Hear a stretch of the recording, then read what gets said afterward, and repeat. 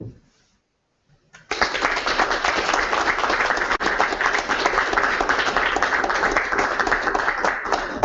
begrüße alle Anwesenden zur heutigen Veranstaltung und auch all jenen, die uns online begleiten werden. Heute haben wir verschiedene Themen.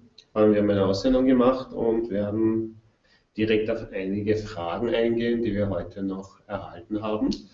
Und ich werde versuchen, da die Position der Hermetik eben zu diesen Fragen klarzulegen.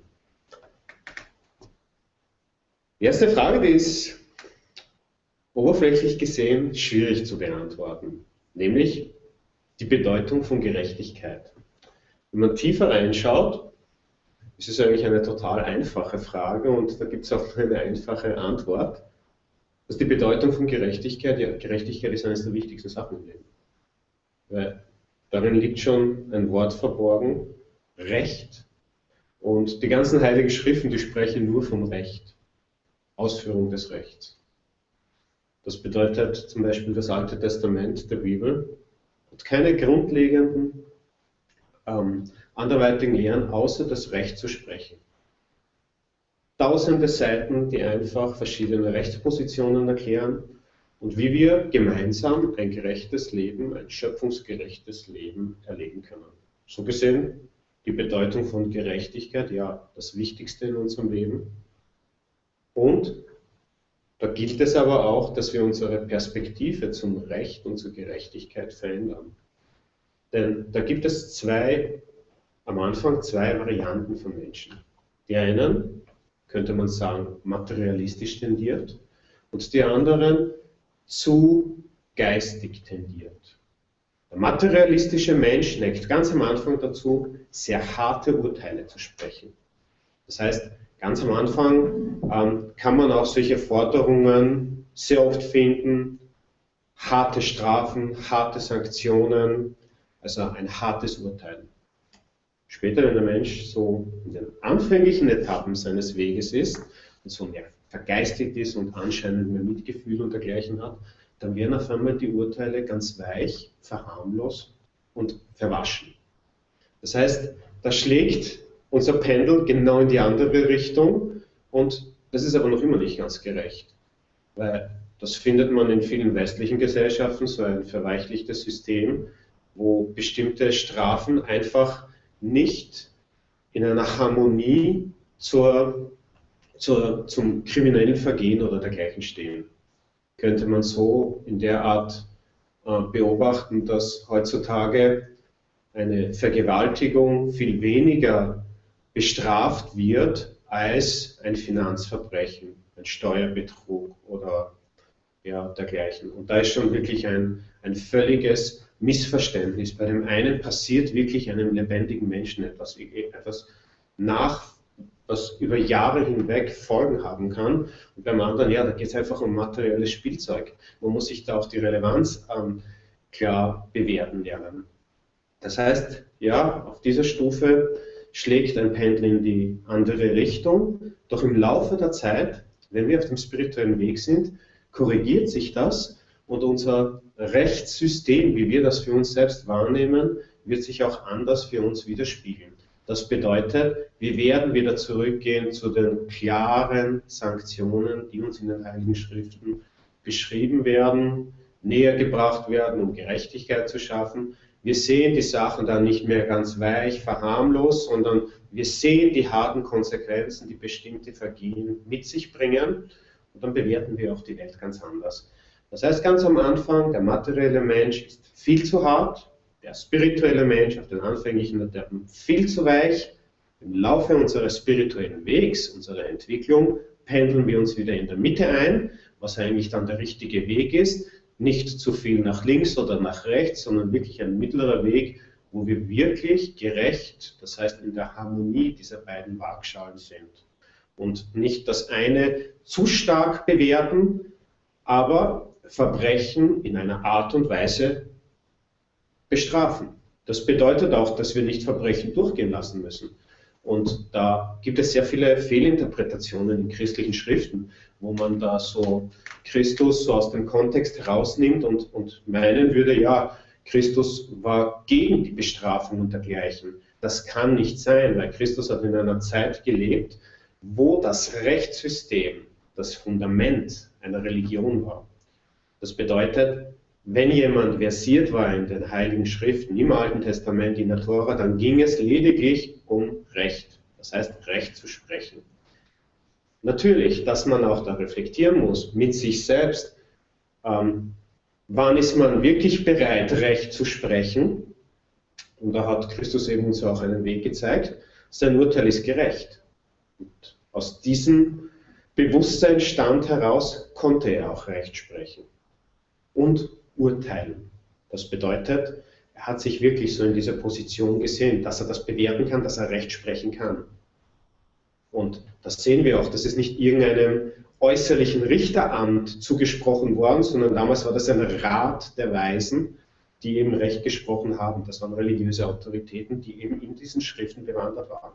Und das waren keine profanen Urteile, sondern sakrale Urteile, damit es Gerechtigkeit für den Einzelnen gibt, für die Gemeinschaft gibt, für alle Beteiligten und eine Balance wirklich in diesem schöpferischen Plan entstehen kann. Zweite Frage, die wir hier haben: Was passiert nach dem physischen Tod? Also garantiert wird das jeder mal erleben. Also das ist keine Sache, die nur Theorie bleibt für uns, denn das erwartet jeden. Ich würde sagen, das ist auch eines der wichtigsten Grundfragen, die man immer wieder im Leben stellen sollte. Denn das entscheidet, wie wir unser Leben leben.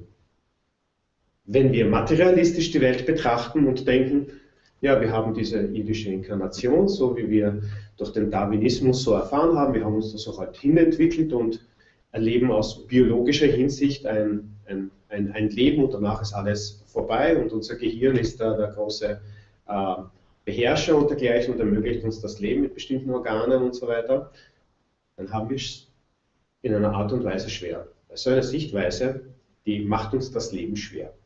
Das bedeutet, wir können völlig amoralisch in dieser Gesellschaft leben, denn ja, wir leben und danach ist aus und trägt halt keiner einen Preis dafür. Das sind uns die Religionen wirklich voraus. Die sagen uns, und das unterscheidet ja auch eine Religion von einer Wissenschaft. Denn die Religion geht in Bereiche, in die sich die Wissenschaft nicht hineinwagen kann. Wissenschaft, so unter Anführungszeichen, betrachtet eine Welt und versucht daraus wiederholbare Schlussfolgerungen zu ziehen. Das heißt, etwas, was immer wieder nachvollziehbar ist, wobei das ja auch immer von einem subjektiven Beobachter abhängig ist. Und daraus leitet man dann bestimmte Gesetzmäßigkeiten hervor. Ja, im Grunde kann das jeder. Also braucht man nicht besondere Kenntnisse. Etwas zu beobachten und bestimmte Deduktionen daraus zu folgern. Ja, wenn man Mathematiker ist, dann muss man halt die Sprache der Mathematik dafür lernen. Wenn man Chemiker ist, die Sprache der Chemie. Wenn man Biologe ist, die Sprache der Biologie. Da gibt es einfach verschiedene Fachgruppen, würde ich einmal so sagen, und verschiedene Disziplinen mit verschiedenen Sprachen. Und dann versucht man eben eine Art von Realität oder Dynamik im Leben zu formulieren. Ja, und was kann jetzt ein Wissenschaftler formulieren, wenn er jetzt einen Toten sieht? Nichts. Ist halt gestorben. Was kann der darauf sagen? Und was kann der Wissenschaftler sagen, wenn er jemanden sieht, der lebt, über den, der lebt? Auch nichts. Der kann nur die materielle Form sehen. Würden wir jetzt so, ich nehme jetzt so ein Beispiel. Wir haben einen Fernseher und da sehen wir einen Menschen. In diesem Fernseher, der gestrahlt wird, so wie man mich jetzt so findet. Und da würde man ein Standbild machen. Dann würde sich diese Figur gar nicht bewegen. Ja, das schaut aus wie ein Toter. Ja, ist der tot? Das können wir nicht wissen. Also das heißt, unsere subjektive Wahrnehmung sagt uns einmal nicht viel aus. Wir können Instrumente nutzen, um festzustellen, ja, der ist jetzt gestorben. Ja, dafür gibt es halt in der Medizin so bestimmte Schlussfolgerungen. Ab diesem Zeitpunkt ist der als tot zu definieren. Ist der Mensch jetzt wirklich tot? Also wenn man die tibetischen Lehren noch betrachtet, da gibt es wirkliche Gratwanderungen. Aus der Mysterientradition können wir noch einen weiteren Schritt gehen. Die meisten Menschen, die wir da in der Welt sehen, gehen durch die Welt wie Scheintote. Das heißt, wir haben einfach verschiedene Begrifflichkeiten für den Tod. Und auch unsere Interpretation, was ist Tod? Und wenn wir so ein Gegensatzpaar wirklich analysieren wollen, müssen wir auch wirklich auf die andere Sparte gehen, nämlich genau zum Gegenpol, was ist Leben? Und da scheiden sich schon die Geister.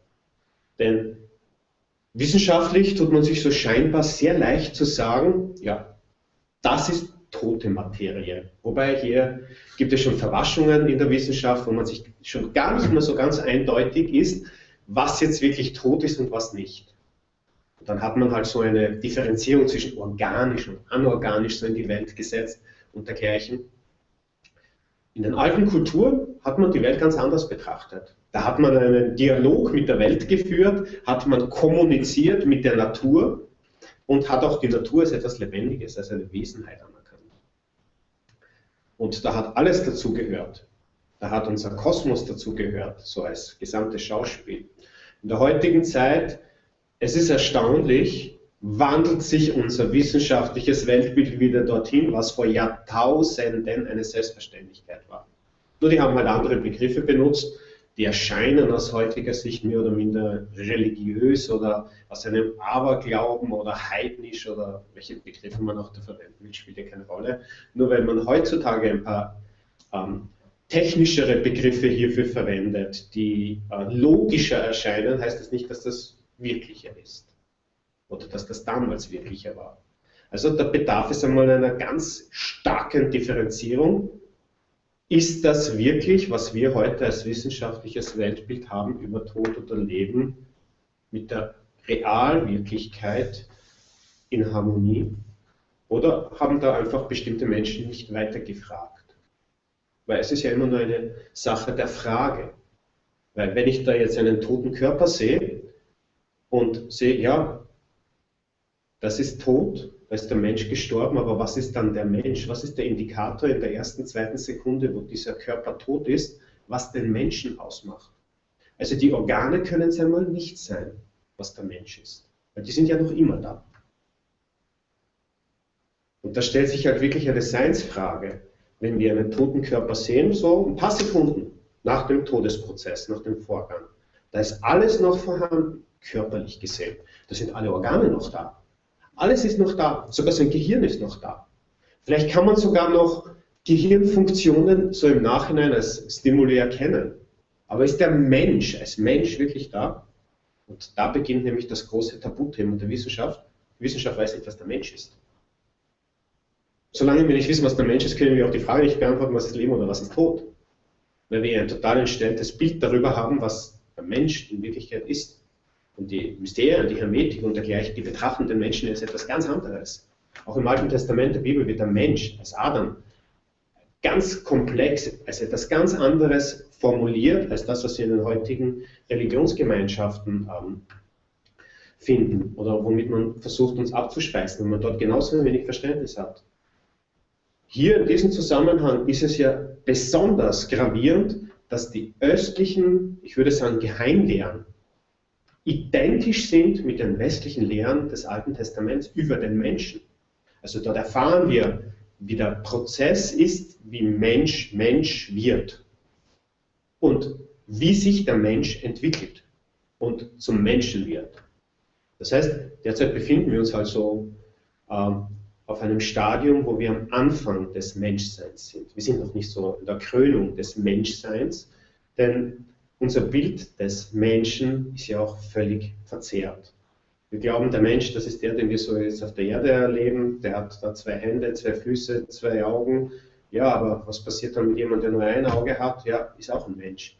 Also das heißt, auch wenn jemand nur eine Hand hat, einen Arm hat, das sind auch alles Menschen. Also diese Vorgehen, das macht nicht den Menschen aus.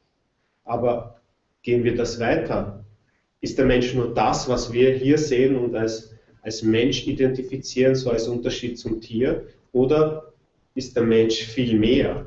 Und die Mysterien zeigen uns schon wirklich einen eindeutigen Weg, dass der Mensch wirklich wesentlich viel mehr ist, aber solange wir noch nicht wissen, und das ist ja auch der Weg der Selbsterkenntnis, der Weg der Selbsterkenntnis, das heißt, Mensch, erkenne dich selbst, das beinhaltet genau dieser Satz, erkenne dich selbst, Mensch, erkenne dich selbst, weil der Mensch sich selbst noch nicht erkannt hat. Und solange sich der Mensch noch nicht erkannt hat, das heißt, diese Fehlansicht darüber, was Menschsein ist, wird er auch die wichtigsten Fragen, was Leben ist und was Tod ist, überhaupt nicht beantworten können. Das heißt, die ganze Reise beginnt in der Selbsterkenntnis, wer bin ich oder was bin ich und was ist dieser Mensch? Sofern ich mich auf diese Frage einlasse, dann kann ich auch erkennen, ich muss mich definitiv von allen Theorien der Wissenschaft und der aktuellen Religion einmal distanzieren. Weil die geben ja nicht die konkrete Antwort, die wir suchen, oberflächlich gesehen. Wenn wir tiefer schauen, dann finden wir auch dort unsere Antworten. Aber auf der ersten Stufe muss ich mich davon einmal distanzieren und wirklich einmal reflektieren mit mir selbst, was macht mich als Mensch aus? Was ist dieses Menschsein? Also der Körper kann es einmal nicht sein. Der Intellekt, der kann es auch nicht sein. Die Gefühle auch nicht. Weil alles, was wir haben, das kann es nicht sein. Da muss es also eine Instanz geben, die all diese Werkzeuge, Instrumente, unser ganzes Equipment, könnte man fast sagen, nutzt. Das heißt, als Werkzeug, als Gefährt nutzt. Aber wer ist dieses Dasein, dieses Ich Bin? Und genau da scheiden sich dann die Geister. Denn würden wir meinen, es ist der Intellekt, so diesen Irrweg geht man ja sehr oft in der Philosophie, wo man so die ganz gebildeten Philosophen vor einigen Tagen, da war ich bei einem Gespräch dabei zwischen einem Wissenschaftler und einem Schriftsteller, der Romane schreibt, ein relativ populärer Romanschriftsteller. Und ich habe es einfach, es war für mich völlig amüsant, weil der wirtschaftlich denkende Mensch, der war der Wahrheit viel, viel näher als der gebildete Philosoph, der so einfach seine Thesen in den Raum geschmissen hat und alle möglichen Philosophen zitiert hat, aber im Endeffekt nur ein düsteres Selbstbild des Egoismus hatte und alles einfach mit seinem Egoismus beantworten wollte. Intellekt und Egoismus, das ist das Einzige, wo eben sein Horizont, wo sein Horizont gefangen war. So, verwendet man diesen Begriff. Und in diesem Zaun hat er einfach versucht, sein ganzes Weltbild zurechtzubiegen und sich zu argumentieren, was die Welt denn wirklich ist und unsere Motive. Ja, aber was hat den unterschieden von dem, der wirtschaftlich denkend war? Ja, die Freiheit und das Glück. Weil der eine ist völlig unzufrieden, düster durch die Welt marschiert und der andere hat einfach versucht, nutzbringend zu sein. Ich meine, die sind sich auch total konträr in ihrer Einstellung begegnet. Der eine hat gemeint, also der philosophisch tendierte Romanschriftsteller, ja, wir haben alle egoistische Ziele und wir machen alles im Grunde nur aus einem Egoismus heraus. Wohingegen der andere, der so Unternehmer ist, gemeint hat, nein, ich versuche meinem Kunden einen Nutzen zu bringen und daraus heraus entsteht für mich so ein Sinn und auch der Erfolg. Also das bedeutet quasi, wenn ein Bäcker, der macht nicht nur ein Stück Brot für sich allein, sondern der macht mehrere und damit erfüllt er etwas in der Gesellschaft und das schenkt ihm das Glück. Und das ist kein egoistischer Vorgang in Wirklichkeit. Wohingegen der so, ich würde jetzt sagen Pseudophilosoph, weil Philosophie ist ja im Grunde die Lehre der Weisheit, die Liebe zur Weisheit und da hat die Weisheit ja in Wirklichkeit gefehlt. Der hat eben gemeint, nein, der macht es ja nur, weil er ja Geld verdienen will und sich selbst versorgen will, weil er könnte ja auch das Brot herschenken. Ich meine, das ist ja genau, das sind ja diese Argumente, die wir immer wieder so auf dem spirituellen Pfad hören. Und da sehen wir, ja, das kann nur jemand sagen, der egoistisch denkt. Weil der würde das ja nicht frei machen. Der kommt gar nicht auf die Idee, dass er das macht, weil ihm das ja die Freude schenkt. Der hat sich so eingesperrt in seinem Zaun, und das ist eben so der Zaun, woraus auch eine Stadt entsteht, so im Alten Testament. Das ist Kain, der die erste Stadt errichtet mit diesem Zaun der Begrenzung, aus dieser Trennung, aus diesem Schutz heraus, um sein Ego zu schützen und um sein Reich zu schützen, so dieser Instinkt und ist dieser Überlebensinstinkt und alles mache ich so aus einem Drang heraus, ich will, ich will, ich will, ich will, ich will und schütte einfach immer mehr Nahrung für mein Ego. Was passiert? Ich werde immer düsterer, düsterer, düsterer, unglücklicher. Sehe keinen Sinn, argumentiere, zerfleische mich selbst und sehe nur mich als wichtige Aufgabe im Leben und sehe keinen anderen. Also, dass so ein Weg kein Glück bringt, ne, das ist ja vorprogrammiert. Und so gesehen, und das ist ja wirklich das Faszinierende, und darüber bin ich immer wieder erstaunt in Gesprächen. Die meisten Unternehmer haben viel mehr Wissen über die geistigen Gesetze als jene, die einfach nur irgendwelche philosophischen Richtungen an Universitäten studiert haben. Das ist wirklich erschreckend in der heutigen Zeit. Weil genau das sollte man ja auch normalerweise in einer echten Universität lernen. Eben, dass man seinen Horizont öffnet und den Sinn erkennt. Und daraus möchte ich ja eine weitere Sache erklären. Was ist denn der Unterschied zwischen einem heutigen Romanschriftsteller und einem damaligen Philosophen, der Romane geschrieben hat, unter Anführungszeichen? Ein ganz wesentlicher. Erstens einmal, der damalige, vor Jahrtausenden. Und gehen wir dann wirklich so die konkreten Beispiele an. Die Bibel. Die die Bibel geschrieben haben, wollten nicht eine seichte Literatur, um jemanden zu unterhalten. Denen war das völlig egal, ob die jetzt eine dramatische Person da erfinden, wo andere Menschen sich mal für ein paar Minuten amüsieren können. Die haben die Sprache und die Schrift nicht missbraucht. Und der heutige Roman-Schriftsteller, was macht er? Junkfood für den Intellekt. Und alle Menschen werden krank daran. Ich meine, da kann man noch alles so schön formulieren, schöne Geschichten erzählen oder düstere oder irgendetwas. Das bringt alles nichts in der Welt. Das ist Junkfood für den Mind. Das ist einfach völlig gefährlich und das war auch der Grund, warum damals die Schrift nur einer bestimmten Schicht an Menschen vorbehalten war. Das war nur für eine bestimmte Schicht, weil die Schrift ist etwas wie eine Waffe. Bücher sind wie eine Waffe. Und Geschichten, die man formuliert, sind wie eine Waffe. Was waren früher die Geschichten? Vor Jahrtausenden. Man hat die Weisheit überliefert durch Geschichten. Hat nicht irgendwelche dummen Storys erzählt, war kein Smalltalk am Lagerherd. Das waren Weisheitsgeschichten der Alten, die eine Lehre, die versucht haben, eine Weisheit zu transportieren. In diesen alten Geschichten, da liegt die Weisheitstradition der Stämme. Und die haben nicht versucht, einfach irgendeine schattenhafte Figur darzulegen, damit wir uns amüsieren können. Das war nicht der Sinn der Sache. Geschichten hatten ein Potenzial. Die waren wie eine magische Formel, wo man eine Lehre, eine Weisheitstradition überliefern kann, über Generationen hinweg mit Symbolen, ohne Verschleierungen von Sprachen.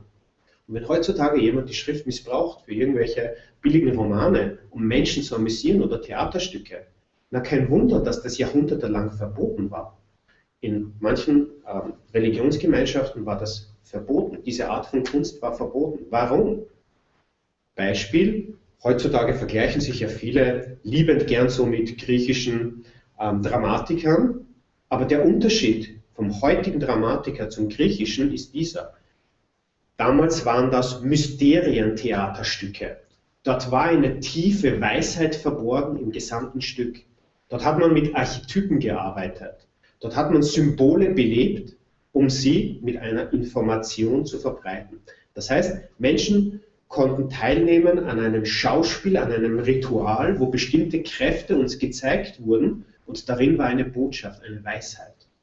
Und jeder Schriftsteller, der nicht danach strebt, eine Weisheit zu transportieren, ja, der macht dasselbe, was wir heute in unserer Fastfood-Gesellschaft erleben, einfach billig den Intellekt abspeisen und auf dieser Stufe bewegen sie sich auch und sie machen die Menschheit krank. Ich meine, da können das noch Millionen Menschen lesen. Und da mögen noch ihre Worte ganz getüftelt und philosophisch klingen, solange jemand nicht die Absicht, die altruistische Absicht, und das ist jetzt der wichtige Punkt, im Hintergrund hat, damit der Menschheit etwas Gutes zu tun, wird der Mensch nicht glücklich. Und das sieht man auch an diesen Menschen.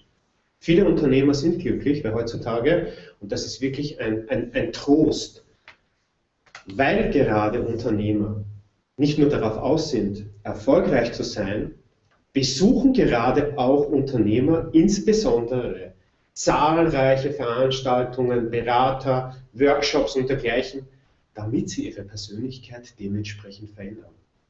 Und das ist ja auch der Grund, warum wir im höchsten Management so viele weise Menschen in Wirklichkeit finden könnten und auch können. Weil die haben einfach viel mehr Erfahrung über die geistigen Gesetze. Die wissen, nein, natürlich wird man nicht, also ich will das jetzt nicht pauschal sagen, dass da jeder in diesen Topf reinfällt. Aber es gibt viele Unternehmer, die eine natürliche Entwicklung in der Hinsicht haben, dass sie etwas tun, um andere altruistisch zu bereichern. Auf irgendeiner Stufe. Und dadurch werden sie glücklich. Weil jeder kann das erkennen. Arbeite ich nur für mich egoistisch, nicht nur, dass ich unglücklich werde, ich erkenne keinen Sinn mehr im Leben. Also das sollten wir uns wirklich auch abschauen von bestimmten Berufsklassen. Und dieses Beispiel mit dem Bäcker ist wirklich ideal. Also, dass jemand, der egoistisch denkt, diesem Bäcker natürlich eine Selbstsucht vorwirft, weil er Bäcker ist. Also selbstsüchtig kann sein, dass es einige Bäcker gibt, die selbstsüchtig sind. Aber der Schritt geht hier noch weiterhin. Warum musste er ein Geld verlangen? Ja, natürlich, der hat seine Mitarbeiter dort. Das heißt, er schafft Arbeitskräfte, er schafft Menschen, die arbeiten können und auch versorgt sind. Er braucht ein Gebäude, wo man backen kann. Er braucht Energie, Strom und dergleichen. Er braucht die Zutaten. Ja, und manche verschenken dann das, was übrig bleibt. Also, das heißt, es ist ja natürlich immer ein Altruismus in einer Art und Weise, wenn man richtig sieht, vorhanden. Und man kann nicht alles so auf dieser Stufe einem anderen zuschmeißen und sagen, er wäre jetzt egoistisch. Man sieht es an den Argumenten, man sieht es auch an der Ausstrahlung des Menschen. Manche Menschen rennen düster, dunkel durch die Gegend, sind überall so die negativen Angreifer und ja, natürlich, die bewegen sich halt genau in so einem Zaun, in so einem Feld, wo sie eingesperrt sind. Also das mal zu der Frage, zuerst einmal die Erkenntnis, was ist der Mensch? Darin liegt das verborgen, die Selbsterkenntnis. Als zweite Stufe, dass wir altruistische Eigenschaften bedürfen, damit wir glücklich werden können im Leben. Und wenn wir uns wirklich mit dem Tod auseinandersetzen, dann bedeutet dies, dass wir auch erkennen müssen, was ist das Leben und gleichzeitig, wir dürfen keine Angst davor haben, Todesprozesse zu beobachten. Weil solange sich der Mensch davor fürchtet, dem Tod zu begegnen, hat er ein wirklich schwieriges Leben. In unserer westlichen Gesellschaft versteckt man den Tod. Man sieht keine Toten und man kann auch nicht sehen, wenn jemand vor dem Bestatten irgendwo noch ein Leichnam liegt oder dergleichen. Man versucht uns alles, was mit dem Tod in Berührung hängt oder irgendwie in Zusammenhang ist, einfach zu verschließen, damit wir ja nicht dieses Übel sehen. Aber es ist kein Übel. Und je mehr wir uns mit dieser Materie beschäftigen, umso leichter gehen wir mit dem Thema um. Weil es gibt zwei Ängste im Menschen. Das sind die grundinstinktiven Ängste. Und das nutzen auch ganz bewusst manipulative Organisationen und Religionsgemeinschaften, weil man das auch ganz genau weiß. Diese zwei Ängste sind der Tod und der Teufel. Das sind zwei abstrakte Begriffe, die der lebendige Mensch einmal nicht zu orten weiß.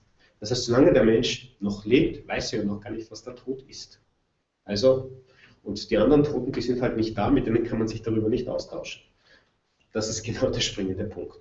Der Teufel, ja, den kann man überall an die Wand malen. Man kann aus allem so ein Phantom, so einen Dämon machen. Und diese zwei Ängste, die sind dafür verantwortlich, dass wir ein schwieriges Leben haben. Deshalb zeigen uns auch die Mysterien diese Konfrontation. Die Konfrontation mit dem Bösen, damit wir mal wissen und erkennen, was ist das Böse, was ist diese Versuchung, die Kraft der Versuchung. Und das Zweite ist, was ist der Tod? Und sobald wir uns mit dem Tod beschäftigen, müssen wir uns auch mit dem Leben beschäftigen. Und was ist dieser Transformationsprozess? Und dann sehen wir, unser Leben ist nicht etwas Endliches, einfach Kleines, ein Zeitabschnitt, sondern etwas viel Größeres. dann beobachten wir in der Natur, was passiert in einem Transformationsprozess der Jahreszeiten.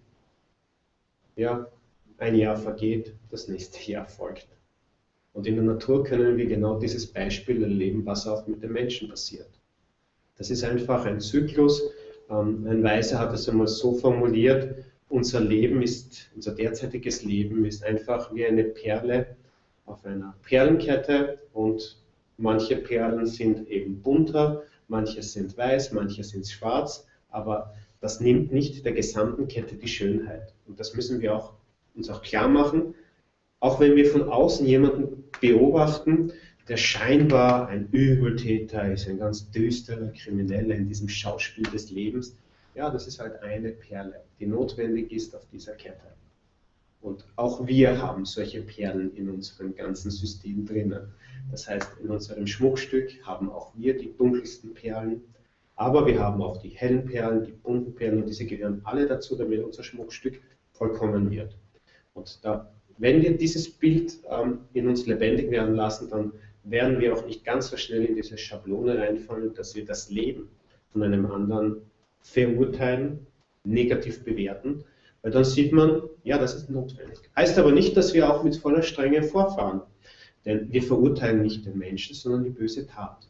Und das ist eben die christliche Mystik, die sich definitiv in der Auseinandersetzung schon stark unterscheidet von manch anderen Bewegungen, denn einen Menschen brauchen wir nicht verurteilen, weil der Mensch ist etwas ganz anderes.